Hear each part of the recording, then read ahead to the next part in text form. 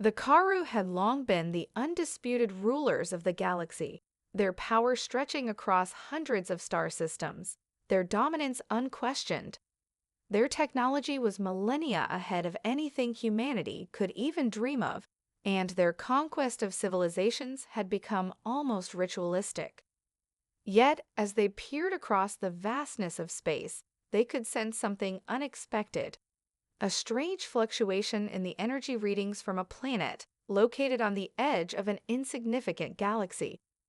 This planet, Earth, was considered a backwater, home to a primitive species of bipeds who, despite their rapid technological advances, were still light years away from joining the galactic community. The Karu didn't understand why this minor anomaly was so intriguing. To them, it was merely another glitch to investigate, another world to survey. But as the Karu's elite scientific division, the Elders of Roth, reviewed the data, a deep sense of discomfort began to settle in. This wasn't just an energy spike, it was something more, a signature of rapid technological growth, a shift in the fabric of space itself. The Karu's advanced algorithms couldn't quite place it, but something was wrong. Something about Earth and its inhabitants was different. Commander Voraz, a battle-hardened leader of the Karu, stood at the helm of the ship, overseeing the results of the latest readings. He was an expert in intergalactic surveillance, and his expertise had helped the Karu maintain their unchallenged reign for centuries. But as the data streamed across his console, a strange unease gripped him. The human species, as primitive as they were, had done something that no other race in the galaxy had been able to do. They had disrupted the Karu's careful observations. "Bring up the latest projections," Voraz commanded. A holographic map flickered to life, showing Earth's progress in both weaponry and space exploration. What appeared as small, scattered bursts of technological growth now seemed to have accelerated exponentially. The humans had developed quantum computing earlier than expected, unlocking the door to space travel faster than the Karu had anticipated. Their weapons technology was rudimentary in comparison, but their innovative spirit, something the Karu had underestimated, was dangerously apparent. There were reports of humans building massive orbital stations, experimenting with AI systems, and even mining asteroids for resources. What they lacked in strength, they made up for in tenacity and adaptability. "Their growth rate is accelerating," said one of the analysts. "They may be primitive, but they're not like anything we've encountered. We need to learn more." Voraz paused, considering the possibilities. Earth's advancements were still too primitive to pose a threat to the Karu directly, but the rapid pace of their growth made them unpredictable. The Karu had made a mistake before, underestimating a species, and it had cost them dearly. The last time, it had been the Vexuri, a species once considered weak and cowardly until they discovered an ancient technology and turned the tide of war. The Karu had lost their grip on an entire sector of the galaxy. They wouldn't make that mistake again. "Prepare a scout ship," Voraz ordered. "We'll send one of our stealth vessels to observe them up close. If they are what I think they are, we need to neutralize the threat before it grows too large. But we will do this quietly. If they are nothing more than a curiosity, we don't need to waste resources." As the Karu set their plan into motion, far below, Earth's leaders were oblivious to the danger approaching. Across the planet, military forces and space agencies were preoccupied with their own concerns, new wars, economic struggles, and the constant race for dominance in space. Yet a subtle change began to ripple through the global networks, a mysterious set of disturbances on Earth's surface, detected by a group of curious scientists. A few isolated experts noticed the strange fluctuations first, but it wasn't until a signal was traced, linking back to something far above the Earth, that they realized they were no longer alone.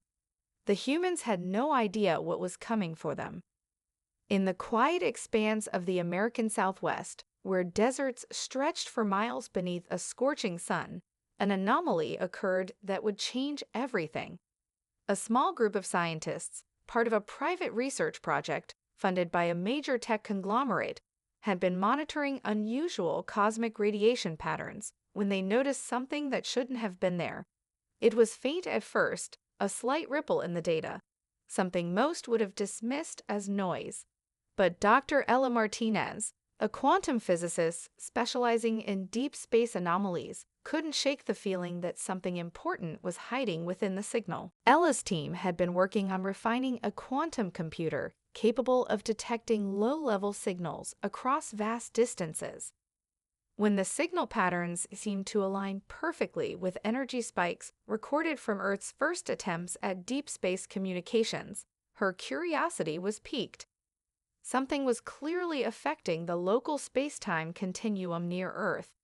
It wasn't human-made. It didn't even belong to any known species. The pattern was entirely foreign. She raised the alarm, and within hours, a high-ranking military liaison from the United States Space Command, General Carter, arrived to oversee the investigation. While the scientists were consumed with decoding the signal, the military was concerned with one thing: potential extraterrestrial contact. The first real confirmation came 3 days later. A massive object, one that was neither a meteor nor a man-made satellite, entered Earth's atmosphere. It passed through the ionosphere, cloaked in an electromagnetic field so dense that even the most advanced sensors could barely detect it. It had come in at a trajectory that seemed deliberate, too precise to be a random occurrence. Within minutes of its atmospheric entry, the object landed in a remote part of the desert, sending a shockwave through the surrounding area. The military quickly cordoned off the region, but not before the first civilian footage surfaced online, showing an object that seemed to shimmer, a metallic, almost organic-looking ship, unlike anything humanity had ever seen. The world held its breath. Despite the military's best efforts to contain the situation, a ragtag group of curious civilians, mostly thrill-seekers and desert wanderers, reached the crash site first. They recorded the ship up close and transmitted their findings back to social media platforms. Images of strange symbols etched across the hull and its non-human design were broadcast globally. Within hours, news outlets were filled with speculation. Was this the beginning of humanity's first contact with an alien species? The Karu, however, were not prepared for this level of attention. Their stealth technology was meant to go unnoticed, to slip past the prying eyes of lesser civilizations. But they had miscalculated. The ship, which was meant to remain undetected, had been damaged upon landing. The electromagnetic field, while initially cloaking the ship from detection, began to weaken as it hit the ground. This interference was enough to tip off Earth's most advanced scientific minds and set off a chain of events that would make the Karu's mission far more complicated than anticipated. Inside the Karu scout ship, Voras and his crew monitored the growing chaos. Their initial stealth mission had already failed. Earth's military had mobilized, securing the area with alarming speed, and now scientists from across the world had begun investigating the object. Worse still, the humans had already begun attempting to reverse engineer the ship's technology. Earth, it seemed, was not as primitive as they had assumed. The Karu were now on the defensive, their covert operation exposed far too early. Back on Earth, tensions rose as governments convened to decide on a course of action. The world's most powerful nations, rivals just days before, now found themselves in an unprecedented situation. Earth's very existence hung in the balance. Despite their best efforts to keep a lid on the alien discovery, rumors spread. The military escalated their preparations for potential hostile action. It wasn't long before the first signs of extraterrestrial presence beyond the crash site became evident. Strange signals, unexplained interference with communication systems, and an eerie silence that settled over the desert. General Carter stared at the reports coming in, his face grim. "They're here," he muttered under his breath, "and they're not here to help." The Karu were preparing to make their move. What they hadn't expected was that humanity, small, fragmented, and seemingly insignificant, had already caught their attention and begun to react. The shadow of Earth's emergence had begun to stretch farther than anyone, including the Karu, could have predicted. Within hours of the alien ship's crash, Earth's military forces were mobilizing in full force.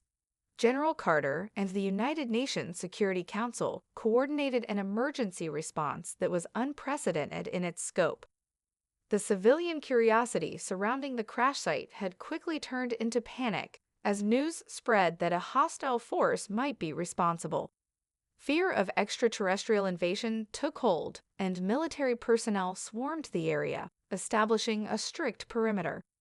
Satellite drones hovered above, scanning the region for any signs of abnormal activity. At the crash site, the alien ship remained eerily still, as though it were waiting.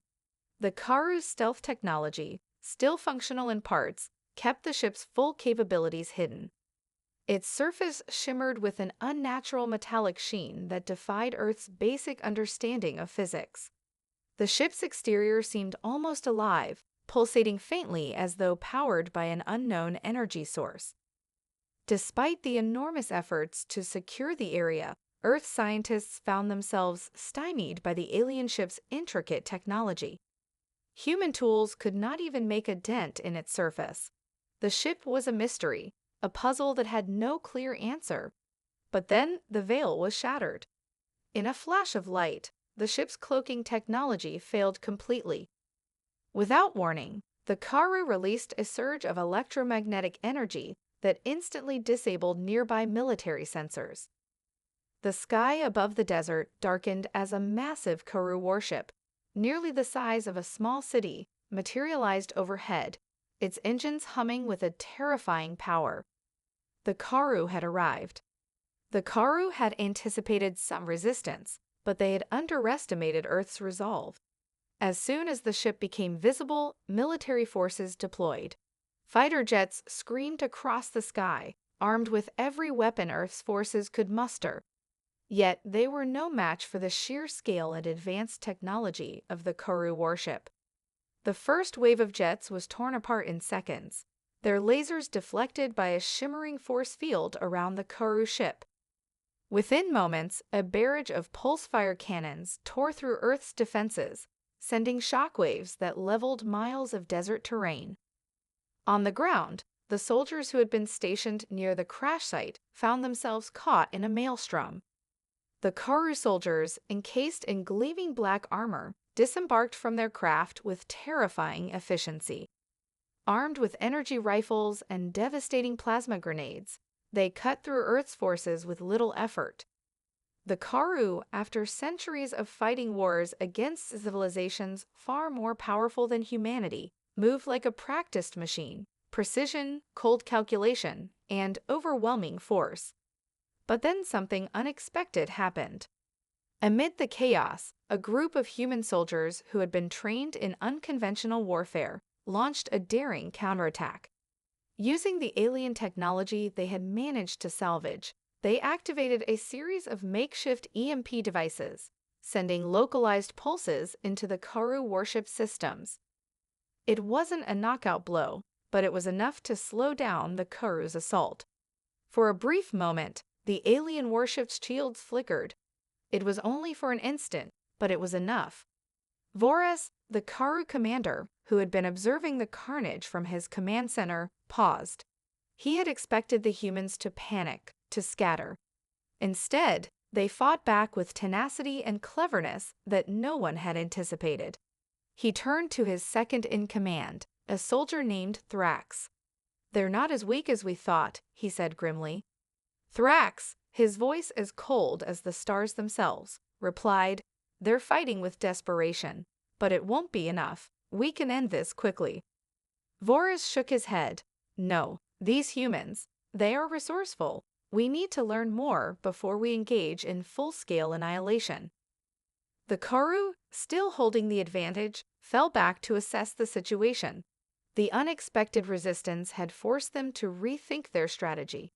Yet, as their fleet hovered above Earth, they knew one thing for certain. Humanity had just made their first, deadly mistake, underestimating the Karu. But what the Karu didn't realize was that Earth's resilience was only just beginning to unfold. From the chaos and destruction, humanity's unity began to take shape. The realization was dawning across the globe. This wasn't just a fight for survival. It was a fight for their future. The humans were learning, adapting, and most dangerous of all, fighting back. The Karu's retreat was temporary. The brief window of vulnerability in their warship shields had given humanity just enough breathing room to regroup. But the Earth's military forces were far from ready to take on the full might of the Karu.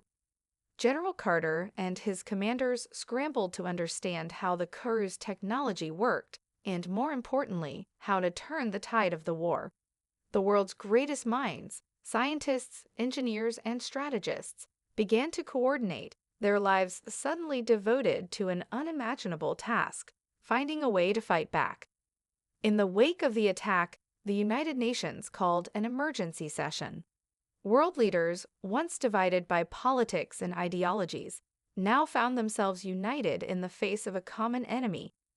It was a strange and uneasy alliance, but the threat of annihilation was too great for any single nation to ignore. Earth's global military forces began to consolidate, their efforts fueled by a shared sense of purpose. The U.S. Space Command, along with agencies from Europe, Asia, and Russia, set up a unified command structure. This was no longer a matter of individual national defense. This was humanity's last stand. At a newly established base in the Nevada desert, an underground facility was built to house the most ambitious project of all, reverse engineering the Karu technology. The scientists worked feverishly, picking through the wreckage of the alien ship, trying to understand the advanced systems that had allowed the Karu to dominate the galaxy. In one corner of the base, Dr. Ella Martinez, who had first detected the alien signals, stood over a holographic display, her mind racing. The breakthrough came after several sleepless nights. Using a combination of Karu energy cores and human computational power, they created a crude, but functional, version of an anti-gravitational device. "Are you sure this will work?" General Carter asked, his voice gruff but filled with cautious optimism. Ella nodded, her eyes bloodshot from exhaustion. "It's a prototype, but it's our best shot.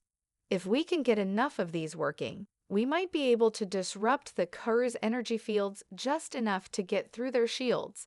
It won't be a perfect solution, but it will buy us time." Time was something Earth didn't have much of. The Karu had learned from their initial mistakes. They had reasserted control over the region, bringing in reinforcements from their fleet and tightening their grip on Earth's airspace. But now, humanity's ability to adapt began to shine through.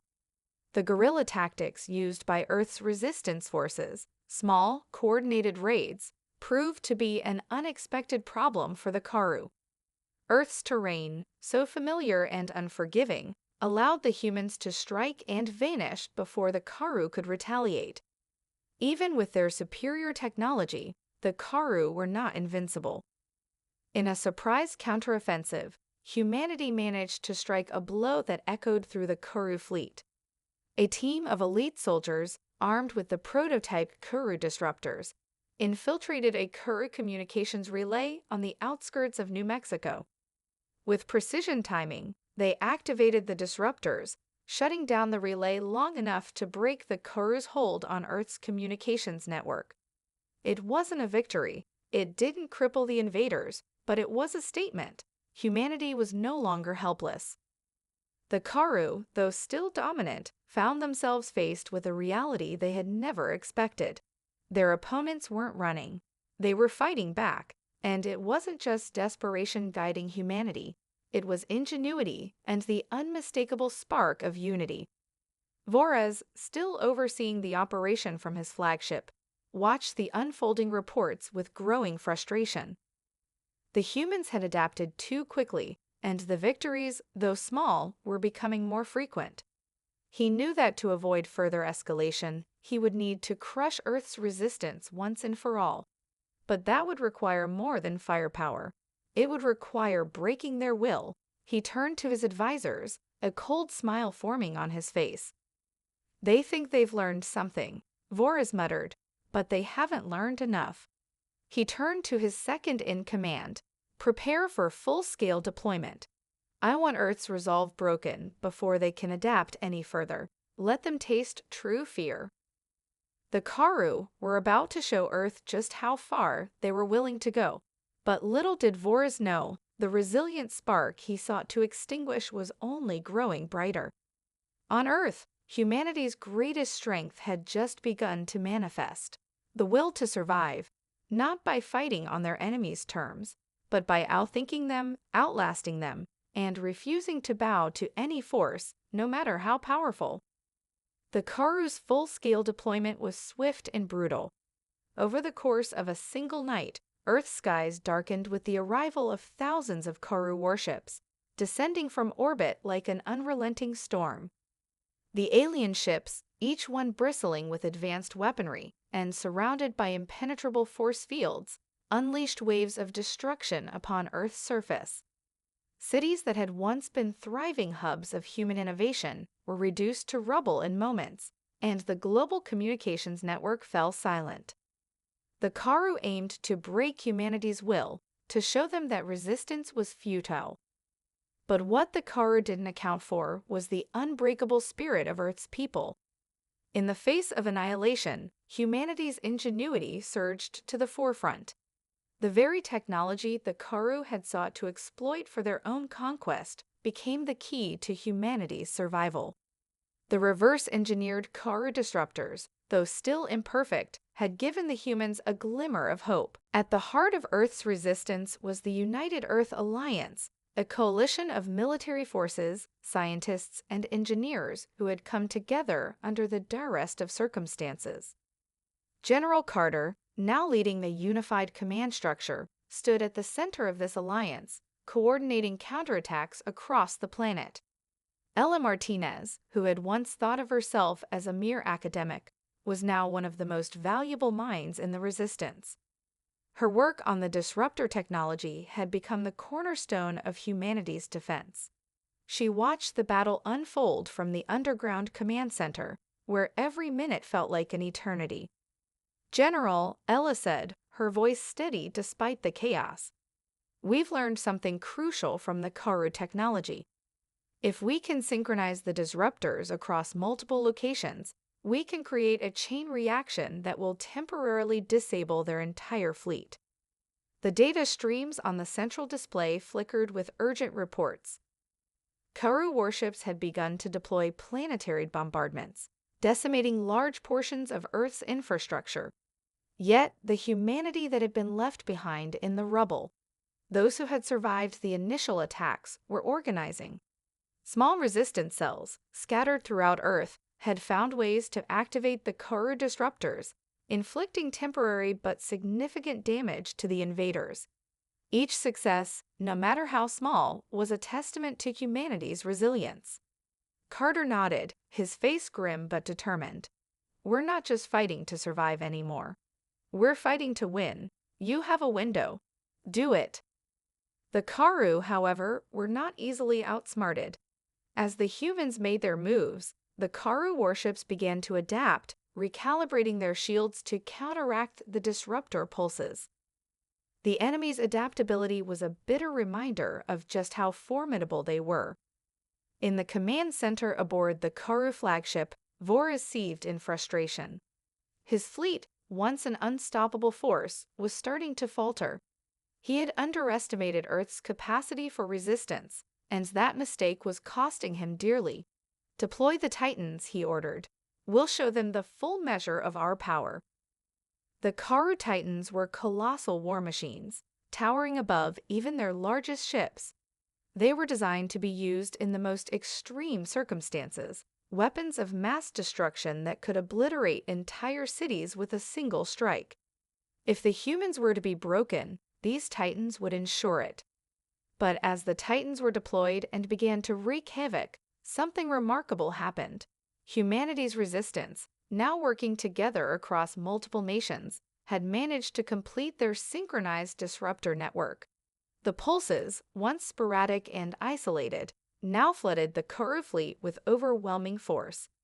It wasn't a perfect solution, but it was enough to temporarily destabilize the Kuru's systems, even against the mighty Titans. Voraz watched as his Titans faltered, their massive frames crashing to the ground as their internal systems short-circuited. The humans were learning faster than the Kuru could adapt, and with each victory, their confidence grew. "Send in the exo squadrons," Voraz muttered through clenched teeth. "We will extinguish this flame before it spreads." But deep in Earth's resistance, a new hope was born. The battle for Earth was no longer about survival alone, it was about the unrelenting desire to be free. Every strike against the Kuru, every act of defiance, proved that humanity was not just a footnote in the galaxy. They were a force to be reckoned with. As the Titans fell, the Earth fighters knew the battle was far from over. But they also knew one thing: the Kuru had made a critical mistake.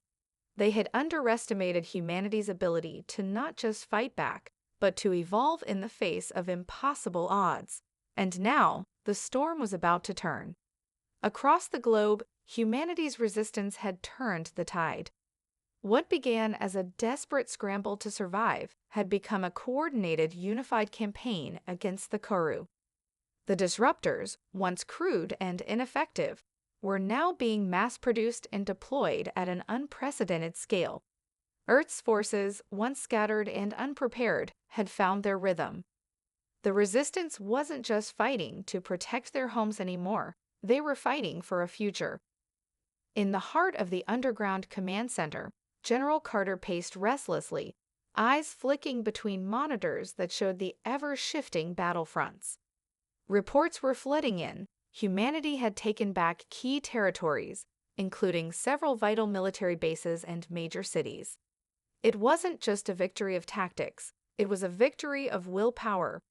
The Kuru, with their superior technology and ruthless efficiency, had been slowed, even if only momentarily. "We're seeing more success with the disruptors," Ella said, her voice barely above a whisper.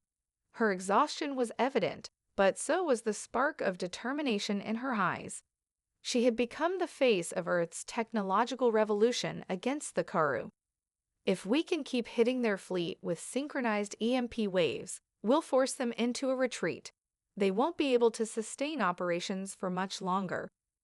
Carter nodded, his face drawn tight with concentration. "We can't let up. If we give them a chance to regroup, it's over. The Kuru will wipe us out." Suddenly, a shrill alarm cut through the room, followed by a tense silence. Ella's fingers flew across the controls, bringing up a new data stream. "It's a transmission from the Kuru flagship," she said. "It's a direct communication request. They're trying to talk." Carter's eyebrows furrowed. "We've been killing their soldiers, sabotaging their ships, and now they want to talk?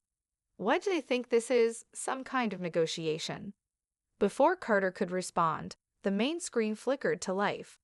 Voraz appeared, his cold, reptilian features displayed in high definition. His eyes burned with the same steely resolve that had marked his every move since the invasion began. "General Carter," Voraz's voice boomed, clear and sharp. "I am Voraz, commander of the Kuru invasion fleet. I extend to you this one opportunity. Surrender, and your species will be spared the destruction you've so foolishly brought upon yourselves. Continue this resistance, and I will wipe your civilization from existence." For a moment, there was silence. Carter's fingers tightened into fists. He knew this was a trap. Voraz wasn't offering peace, he was trying to break humanity's spirit. He wanted them to bow, to kneel before the might of the Kuru. Ella stood tall beside him. "What's your response, General?" Carter glanced at her, a fierce glint in his eyes. "Tell them we're not interested in surrendering." Ella typed quickly, sending their reply, "We will not bow, we will fight, and we will win." The transmission was sent, and the silence that followed was thick with anticipation. Then, Voraz's image flickered again. "I warned you," Voraz said, his voice a low growl. "The Kuru do not tolerate resistance. But if you insist on this futile struggle, we will give you a lesson in true power." The screen went black. Carter turned away, his fists clenched tightly at his sides. "So it begins," he muttered. "We knew they wouldn't stop until they crushed us. But we're not backing down. We fight until the end." Elsewhere, in the heart of the Koru flagship, Voris stared at the now empty communication screen, his fists clenched in fury. "So be it," he snarled. "If they will not surrender, then they will learn the price of their defiance." The Karu fleet moved into position, massive ships descending from orbit to begin a final devastating assault on Earth's remaining defenses. The full might of their technological superiority would be unleashed. But as they prepared to strike, something extraordinary occurred. Across the world, humanity's resolve hardened. The Earth, though battered, had not broken. The resistance network grew stronger, its ranks swelling with volunteers from every corner of the planet. For every Karu warship that fell, another human fighter rose to take its place. It was no longer just a military campaign, it was a global movement. The people of Earth had realized that the Karu had underestimated them from the very beginning. In every street, every battlefield, humanity stood tall, united by a single unshakable belief: they would not be slaves. They would not be wiped from the stars. The final confrontation was coming. And Earth was ready. All over the world, the ground trembled as the Karu's warships prepared to launch their final devastating assault. Their massive fleet, once a symbol of invincibility, now hovered ominously above Earth's atmosphere, casting long shadows over the shattered landscape below. The Karu's most formidable weaponry had been unleashed in a series of relentless planetary bombardments. But despite their overwhelming force, humanity had not broken. Resistance forces, bolstered by the desperate will to survive, had taken to the skies and the battlefield with the determination of a species that would not be subjugated. General Carter stood in the heart of the command center, staring at the large display in front of him. The situation was grim. The Karu had concentrated their firepower on major resistance strongholds, and entire regions had been reduced to rubble. Yet humanity fought on, their resistance now bolstered by every corner of the globe. Earth had become a single unified front, a battle of survival and defiance. "How much time do we have?" Carter asked, his voice hard and focused. Ella, who had worked tirelessly alongside the resistance engineers, stared at the screens, eyes scanning the incoming data. "We're tracking at least 30 Karu ships in low orbit. They're positioning themselves for a final strike. Everything they have left will be aimed directly at our strongholds. If we don't act now, it's over." Carter's jaw tightened. "We have to act first." Ella nodded, her fingers flying across the console as she issued commands. "The disruptor grid is in place. We've synchronized it across all major resistance stations. If we launch our counteroffensive now, we can destabilize their shields and target their warships directly." The plan was audacious, risky beyond measure. But it was the only chance humanity had to turn the tide. The Karu, despite their technological superiority, had been forced into a corner. They were overconfident, assuming their might alone could crush any resistance. But they had underestimated humanity's ingenuity and unity. "General," a voice crackled from one of the radios, "the Exo squadrons are in position. The fighters are ready for deployment." "Good," Carter said, turning to the room. "This is it. We fight for every city, every home, every person. We push them back, for Earth." Outside, in the depths of space, the Karu warships began their descent. The fleet moved as one, an immense, cold force of destruction. They began their final bombardment, their massive cannons charged with enough firepower to obliterate entire continents in seconds. But Earth was not defenseless. Humanity's fighters, pilots, engineers, soldiers had rallied under one banner. Hundreds of ships, small and large, readied themselves for the strike. The air around Earth's defenses buzzed with the hum of engines, the faint thrum of determination coursing through each vessel. As the Karu ships began to open fire, humanity's final line of defense made its move. The synchronized disruptors activated, sending out powerful pulses of electromagnetic energy that tore through the Karu fleet's shields. For the first time since the invasion began, the Karu fleet faltered. Their powerful shields flickered and dimmed, the first real crack in their nearly indestructible armor. It wasn't enough to bring them down, but it was enough to destabilize their momentum. At that moment, humanity's counterattack began. Fighter jets, armed with newly crafted energy cannons, launched into the fray, zipping through the chaos and targeting weak points in the Karu ships. The fighters weaved through enemy fire, their agility and speed surprising the Karu forces. Earth's forces, though outmatched in terms of raw power, were fighting with everything they had, fueled by the knowledge that this was their last stand. Voorhis, aboard his flagship, watched as his fleet's once mighty formation began to break apart. "What is happening?" he demanded, his voice cold with rage. The Karu fleet commander turned to his officers. "Increase firepower, target the disruptor stations. We cannot allow them to disrupt the entire fleet." But it was too late. The humans, though battered, had managed to turn the Karu's superior tactics against them.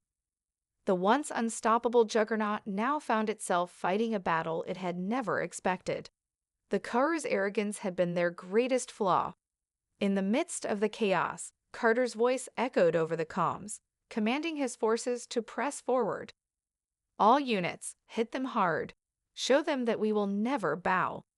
A final, massive pulse from Earth's disruptor grid tore through the Karu's flagship, sending shockwaves across their fleet. Their shields faltered completely, and a barrage of missiles from Earth's fighters pierced their defenses. The flagship's central core erupted in flames, the Karu command ship crumbling into fragments. Voorhis' image flickered on the screen one final time, his expression twisted in disbelief. "This is not possible," he murmured as the rest of his fleet fell into disarray. On Earth, the fighting continued, but for the first time since the invasion began, the Karu were retreating. The great force that had come to conquer humanity was now scattered, its pride broken. But General Carter knew that the war was not over yet. The Karu had underestimated Earth once again, but they were not done, and neither was humanity. The final battle was still to come. The battle had raged for days, a fierce and unrelenting clash between humanity's desperate defiance and the Karu's overwhelming might. Earth had been pushed to the brink of annihilation, yet against all odds, humanity had fought back. And now, as the smoke of war began to clear, the Karu were on the retreat. Their once pristine warships now lay in ruins, scattered across Earth's orbit like the debris of a broken empire. General Carter stood at the command center, staring out at the screen displaying the last remnants of the Karu fleet retreating into deep space. His chest tightened with a mixture of exhaustion and disbelief. The victory was not complete. The Karu would undoubtedly regroup, and the war was far from over. But the tide had turned, and Earth had proven something irrefutable. They were not an easy conquest. Ella Martinez, standing beside Carter, watched the same screen with a look of quiet resolve. She had been the architect of their most significant breakthroughs, the woman who had harnessed the very power of the Karu's technology and used it to turn their invaders' strengths into weaknesses. She had seen the devastation and the loss, but now she saw something else, a glimmer of hope. Humanity had found its way, had learned to fight not just with weapons, but with wit, resourcefulness, and a shared will to survive. "I didn't think we'd make it," Ella said softly, her voice barely above a whisper. Carter's gaze remained fixed on the screen. "Neither did I, but we did. We're still here." And it wasn't just the military that had fought. Resistance movements, small cells of civilians who had lost everything, had risen up to reclaim their cities. In every corner of the world, ordinary people had defied the invaders. They had fought with nothing but the weapons at their disposal, their determination to protect their homes and families driving them forward. The rest of the Koru fleet, now scattered and battered, began its retreat toward the farthest reaches of the galaxy. Their once unified command had fractured. They had underestimated Earth's capacity to resist, and as they fled, a wave of quiet triumph spread across Earth's remaining defenses. They had not only survived, they had delivered a blow that would resonate across the stars. But the Karu were not a race known for mercy. As the final remnants of their fleet disappeared into the void, Carter knew that Earth's victory would only be temporary. They would regroup, they would return, but Earth would be ready. Humanity had learned too much, adapted too quickly. The Karu had awakened a force they couldn't contain. "We've won the battle," Carter said, turning to Ella. "But the war isn't over. We need to prepare for what comes next." Ella nodded, her mind already turning to the future. "We've got the technology now. It's not just about defense anymore. It's about building a future where we can strike back. The Karu won't come for us again without knowing we'll fight to the bitter end." As humanity celebrated the victory, they also began to rebuild. The war had left scars across the planet, cities in ruin and landscapes unrecognizable. But the human spirit, unbroken, began to heal. The reconstruction efforts were monumental, but they were filled with a renewed sense of purpose. Humanity would not simply survive, they would thrive. A message was sent across the world, broadcast to every surviving city and settlement. "We are not subjects to be conquered. We are Earth, and we will never bow. Humanity's place in the stars is just beginning." The Karu had learned a valuable lesson. They had come to Earth expecting an easy victory, a simple conquest. Instead, they had been met with the fierce determination of a species that refused to surrender, that refused to be erased. The humans had shown the galaxy that their strength lay not just in their technology or their military prowess, but in their unyielding will to survive. And now, as the last remnants of the Karu fleet disappeared into the distant stars, humanity stood on the precipice of a new era. The galaxy would soon know the name of Earth, not as a footnote in the history of the cosmos, but as a force to be reckoned with. Earth had proven itself, and no one would ever forget the resilience of the human spirit. The shadow of Earth, once darkened by fear and uncertainty, now loomed over the stars as a beacon of hope, defiance, and the unbreakable will of humanity.